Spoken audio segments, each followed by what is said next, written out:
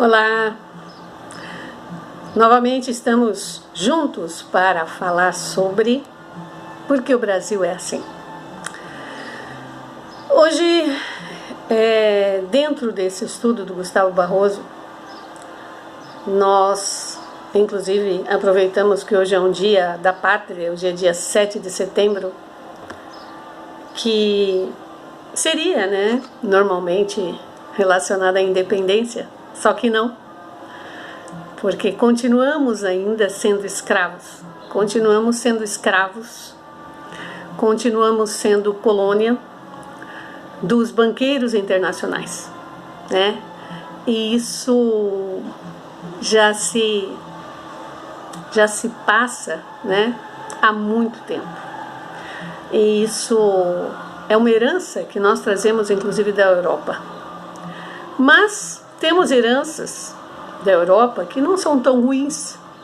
Pelo contrário, tem muito a ver com a sabedoria hiperbórea. Aqueles que estão nesse canal estão pela sabedoria hiperbórea, mas estão também para revisar a história e verificar exatamente o que era e o que não era.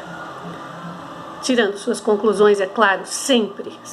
Nós sempre falamos que é importante estudar e cada um tirar a sua conclusão, fazer a sua própria verdade, fazer o seu próprio entendimento. De maneira que hoje nós vamos falar de Dom Pedro II, o segundo reinado, o nosso imperador, o último imperador, o imperador do Brasil. Mas antes de falarmos de Dom Pedro II, nós temos que falar de sua mãe. Nós temos que falar da sua origem, né? Então, muitas vezes, pouco se sabe sobre a origem das pessoas. Antigamente se cultivava mais isso, se cultuava mais essa questão dos ancestrais. E nós perdemos isso porque conforme se miscigenam as raças, se perdem as tradições, se perdem as histórias dos povos. Pois bem, nós temos a nossa querida Imperatriz Leopoldina, que foi muito querida pelo povo, inclusive assim como seu filho, Dom Pedro II. Foram queridos, foram amados, porque inclusive eles traziam em seu sangue uma linhagem hiperbórea. Eles eram, no caso, a Imperatriz Leopoldina, ela era uma princesa da Áustria. Ela descendia da casa dos Habsburgo, da Áustria, do imperador da Áustria, que era antes um imperador romano austríaco e depois se tornou só da Áustria. Isso aí já faz parte da história, isso aí a gente tem que pesquisar e analisar e ver se realmente aquela fonte não é uma fonte sinarquizada que está torcendo a história para os fins específicos do governo mundial. Mas enfim, a Imperatriz Leopoldina, mãe de Dom Pedro II, era uma Habsburgo. E quando nós estudamos o Belicena Vilca, nós vamos ver a grande influência que os Habsburgo tiveram no desenrolar da história de Belicena Vilca. Porque os Habsburgo eram relacionados com os Brunaldinos. E aí vocês têm que ver toda a história dentro do Belicena Vilca para saber que a família dos Habsburgo, o império deles, tinha muito a ver com o sangue hiperbóreo, com a descendência, a linhagem hiperbórea. Consequentemente, sabe-se também pela sabedoria hiperbórea que a linhagem hiperbórea vem pela mulher, vem pela mãe. E a Imperatriz Leopoldina era uma descendente de Habsburgo e trouxe a linhagem hiperbórea para o nosso imperador Dom Pedro II, coisa que poucos sabem, né? E isso fazia com que o povo amasse de forma natural a esses governantes, a Imperatriz e, consequentemente, ao seu filho, que afinal, teve uma vida muito triste, inclusive, Dom Pedro II. E nós vamos entrar nessa questão do Dom Pedro II mais profundamente, porque se tem uma ideia da monarquia e da função régia muito errada. Um rei, como eu já falei em outros vídeos, um rei nunca quer que o seu povo, o seu país, enfim, entre em ruína. Então ele vai fazer tudo para que o seu país cresça, para que o seu país desenvolva, para que o seu país progrida.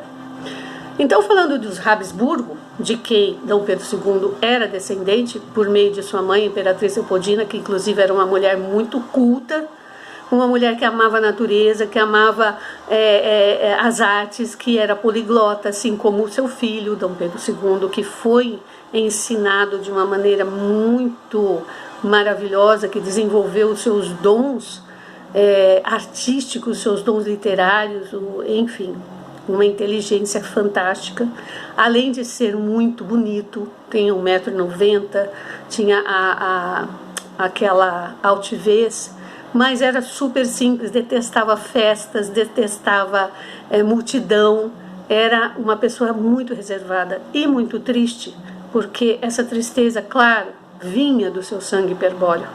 Quando ele via o mundo e todas as falcatruas e todas as manipulações a que ele foi submetido também, né? Foi usado, né? Isso tudo nós vamos falar no decorrer aqui, em alguns momentos, né? Então, falando do mistério de Belcena Vilca, que é uma das nossas fontes, inclusive, se diz o seguinte: sobre os Brunaldinos, o único comentário é que cumpriram seu compromisso com perfeição. Tornaram-se fortes na Áustria e quando surgiu o imperador esperado, Rodolfo II Habsburgo, constituíram com a colaboração inestimável do inglês John Dee e 7 famílias da nobreza alemã a sociedade secreta Eisenhower. Isso faz parte, essa é uma sociedade que visava trazer a iniciação hiperbórea para aqueles de sangue de linhagem hiperbórea. Então isso é já um assunto mais profundo para aqueles que vão ler o Belcena Vilca ou para aqueles que leram o Belcena Vilca. Então Maria Leopoldina da Áustria, que era mãe de Dom Pedro II, ela era da casa dos Habsburgo-Lorena, né? Então era uma pessoa e morreu muito jovem. O filho também sofreu muito. Isso nós vamos ver também ao longo do nosso estudo. Mas o que diz Gustavo Barroso de Dom Pedro II, que era uma pessoa extremamente culta, embora tenha sido manipulado pelas tais forças ocultas que ele já conhecia. Tanto ele já conhecia que diz Gustavo Barroso no seu volume 5 da História Secreta do Brasil, na página 2, o seguinte: Dom Pedro II nunca foi maçom, e afinal os Habsburgo eram muito católicos. Nunca teve a menor ligação com sociedades secretas, né? E mais à frente, na página 3, ele diz assim: Aureliano Coutinho, ministro da Justiça de Dom Pedro II, porque Dom Pedro II teve seus ministros, ele não governava sozinho. Em 1834, dissolveu os clubes e sociedades maçônicas. Ou seja, eles não aceitavam sociedades secretas no seio do império. E esse foi um grande problema para as forças ocultas e para o império, e para a monarquia, e para a casa do descendente dos Habsburgo. Dom Pedro II teve que enfrentar muitos problemas, principalmente quando ele resolveu tomar as rédeas do país. E governou durante muitos anos, só que muito impedido e muito atacado, justamente pelas forças ocultas que queriam fazer uma coisa: dividir para conquistar. Dividir para conquistar. Divide et impera.